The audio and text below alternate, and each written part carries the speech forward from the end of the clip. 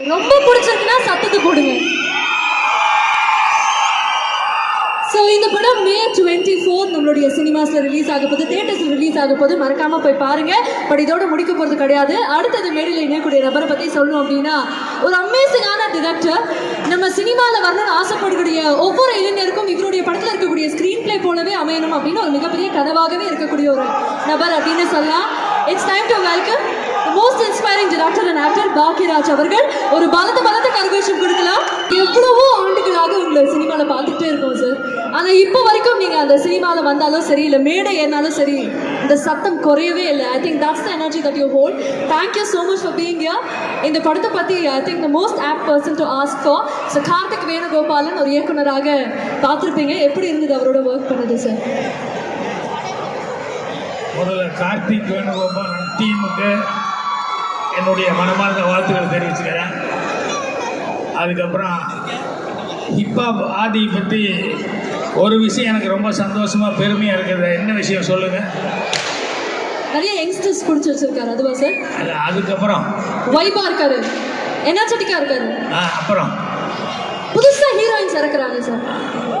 அப்புறம் அதுவும் இல்லைன்னா அவருடைய மியூசிக். ஏன் ஊருக்காரருமா? கோயம்புத்தூர் சார். நானும் கோயம்புத்தூர் தான் சார். அப்படியா? ஆமாம். ஸோ எனக்கு ரொம்ப சந்தோஷமாக இருக்குது, பெருமையாக இருக்குது. அவருடைய வளர்ச்சி மேலும் மேலும் வரணும். இப்போ ஆரம்பத்தில் கேட்கும்போது இங்கே ஸ்கூல் ஸ்டூடெண்ட்ஸ் எவ்வளோ பேர்னு கேட்டப்போ ரொம்ப கம்மியாக இருந்தாங்க. அப்புறம் காலேஜ் ஸ்டூடெண்ட்ஸ் எத்தனை பேருங்கும்போது நிறைய பேர் இருந்தாங்கன்னு கை தூக்குனாங்க. அப்புறம் வேலைக்கு போகிறவங்க, ஆஃபீஸ் வேலைக்கு போகிறவங்க, அதுக்கு நிறைய பேர் கை.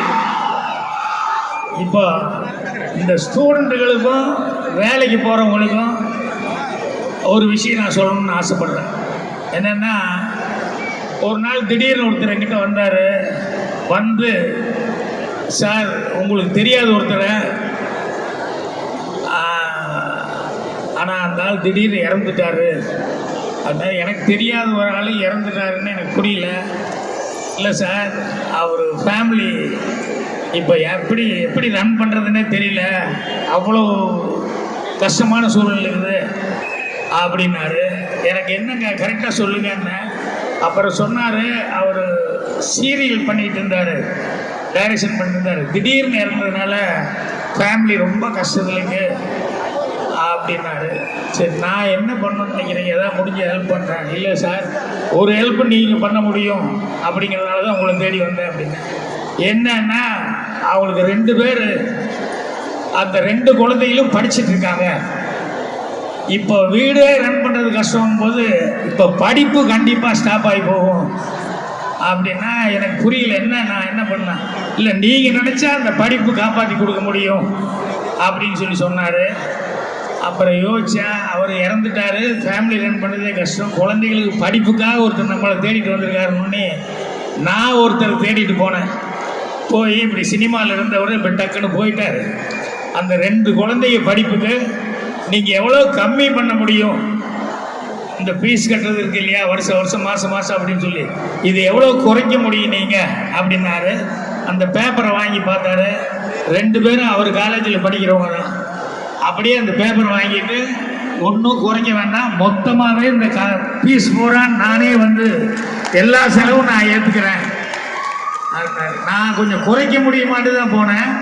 ஆனால் நம்ம கணேஷ் அவர்கள் மொத்த செலவும் நான் வந்து ஏற்றுக்கிறேன் இந்த காலேஜில் 2 பேர்த்துக்கும் அப்படின்னு சொன்னார். எனக்கு கண்ணு கலங்கிருச்சு.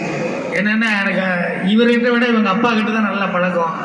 ஸோ யாரோ ஒருத்தருக்காக ஹெல்ப்புக்காக போய் கொஞ்சம் குறைக்க முடியுமான்னு சொல்லி கேட்டதுக்கு மொத்தமாகவே அவர் வந்து அந்த எஜுகேஷன் வந்து நான் பார்த்துக்கிறேன். ஏன்னா நான் சின்ன வயசில் இந்த ஃபீஸ் கட்டுறதுக்கு எவ்வளோ கஷ்டப்பட்டு வந்தேன். ஸோ அப்படி கஷ்டப்பட்டவர் இன்றைக்கி இந்த அளவுக்கு வந்து இருக்காருன்னு சொல்லும்போது அதுதான் ரொம்ப சந்தோஷமாக இருக்குது. இன்றைக்கி இந்த ஸ்டூடெண்ட்டு, ஆஃபீஸுக்கு வேலைக்கு போகிறவங்களுக்கெல்லாம் இந்த மாதிரி எல்லாத்துக்கும் பணம் வந்துடும், எல்லோரும் வந்து வரும். ஆனால் அந்த பெருந்தன்மையான குணம் இருக்கே, உதவி பண்ணுற குணம், அப்படிப்பட்ட கணேஷ் அவர்கள் வந்து இந்த படத்தினுடைய தயாரிப்பாளர். ஸோ ஹிப்ஹாப் ஆதி இதில் வந்து நடிக்கிறது. இன்னும் நிறைய ஆர்டிஸ்ட் வந்து போனாங்களே, எல்லாருமே வந்து இந்த படத்தில் இந்த பேனல் நடிக்கிறது அவ்வளோ சந்தோஷப்பட்டிருப்பாங்க, பெருமைப்பட்டிருப்பாங்க. அதனால் இப்போவே அந்த கார்த்திக்கு இப்போ எல்லாரும் மாதேஷை பிடிச்சி எல்லாம் கஞ்சி காய்ச்சிட்டு இருந்தீங்க. ஆமா சார், கம்ப்ளைண்ட் மேல கம்ப்ளைண்டா வருது சார். இல்லைங்க, எனக்கு தெரிஞ்சு எல்லாத்துக்கும் ஒரே மாதிரி தான், எல்லாருமே அழகாக தான் இருக்காங்க. என்னென்னா பிரியதர்ஷினி இவங்கெல்லாம் கூட வந்து எல்லாம் வருத்தப்பட்டாங்கல்ல, எனக்கு லைட்டே பண்ணலன்னு. சில பேருக்கு லைட்டே பண்ண வேண்டியது, ஒரிஜினலாகவே அவங்க பர்சனாலிட்டியாக இருப்பாங்க. அதனால் மாதேஷ் விட்டுருப்பாரு. இதுக்குதான் சார் நீங்கள் மேடைக்கு வரணும்னு ஆசைப்பட்டோம். இல்லை, உண்மையிலேயே அவர் படத்தில் எல்லாருக்குமே ரொம்ப நல்லா சிறப்பாக பண்ணியிருந்தார். அப்புறம் அந்த டெக்னீஷியன் ஃபைட்டர் மாஸ்டர் வந்து பேசும்போது கூட ரொம்ப நல்லா பண்ணார். எனக்கு நான் கோயம்புத்தூர் ஷூட்டிங் போயிருந்தப்போ ஆதி வந்து சார் ஒரு சின்ன விஷயம் அப்படின்னு என்னன்னா, கோயம்புத்தூரில் ஷூட்டிங் நடக்குது, எங்கள் அம்மா உங்களுக்கு ஃபேனு, உங்களை பார்க்கணுன்னு ரொம்ப ஃபீல் பண்ணுறாங்க அப்படின்னு. ஏங்க இதை கேட்கணுமா, உடனே கூப்பிட்டு வாங்க லஞ்ச் பிரேக்கில். அப்போ லஞ்ச் பிரேக்கில் அம்மா வந்தாங்க, அவங்க கூட நான் பேசிகிட்டு இருந்தேன். அம்மாவுடைய சந்தோஷத்தை விட அதிகமான சந்தோஷம் இப்போ ஃபேஸில் தான் பார்த்தேன்.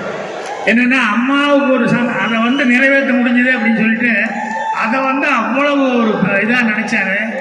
ஸோ எனக்கு என் ஃப்ளாஷ்பேக்கெல்லாம் வந்துருச்சு. என்னென்னா சினிமாவுக்கு நான் போகணும் போது யாரும் நம்பலை. எங்கள் அம்மா கிட்ட வந்து நான் சொன்னேன், அம்மா உங்களுள்ளே நீ நம்பு, நான் வந்துடுவேன், எனக்கு நம்பிக்கை இருக்குது, என்னை ஆசீர்வாதம் பண்ணி அனுப்பு அப்படின்னு சொன்னேன்.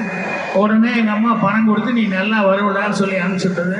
அதனால் அவர் வந்து சொல்லும்போது சில பேர்த்துக்கு வந்து சில கொடுப்பினைன்னு இருக்கும். நான் சினிமாவுக்கு வரும்போது எங்கள் அம்மா இல்லை, ஆனால் அவர் வந்து அம்மா ஆசையெல்லாம் நிறைவேற்ற அளவுக்கு அவர் வந்து எல்லாமே இருக்கார். அப்படிங்கும்போது ரொம்ப சந்தோஷமாக இருக்குது, ரொம்ப பெருமையாக இருக்குது.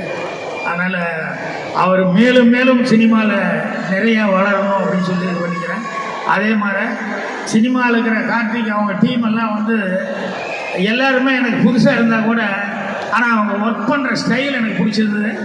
அதாவது தரவாக இருந்தாங்க. அடுத்து இதுதான் அப்படிங்கிறதுல வந்து ஒன்றும் யோசிக்காமல் பெரிய டிஸ்கஷன் இல்லாமல் தரவாக இருந்தாங்க. அதுக்கப்புறம் டயலாக் பேசும்போது கூட எனக்கு கம்ஃபர்டபுளாக ஏதாவது பண்ணிக்கணும்னா பண்ணிக்கோங்க அப்படிங்கிற மாதிரி சொல்லி இதுதான் டயலாக் அப்படின்னு சொல்லிட்டு இது பண்ணுவாங்க. அப்படி எல்லாத்துக்குமே வந்து அவங்க ரொம்ப கோஆப்ரேஷனாக இருந்தாங்க. ஸோ அதனால் அந்த டீம் கண்டிப்பாக சக்ஸஸ்ஃபுல்லாக படம் வந்து சக்ஸஸ் ஆகும். அந்தளவுக்கு வந்து எல்லாருமே ஒர்க் பண்ணியிருக்காங்க.